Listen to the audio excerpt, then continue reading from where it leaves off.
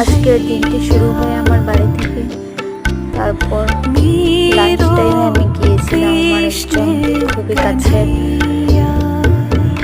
জেঠিমণি বলতাম বৈষ্ণব গিয়েছিলাম। কে কখন আমাদেরকে ছেড়ে চলে যাবে সেটা বুঝেই যায় না।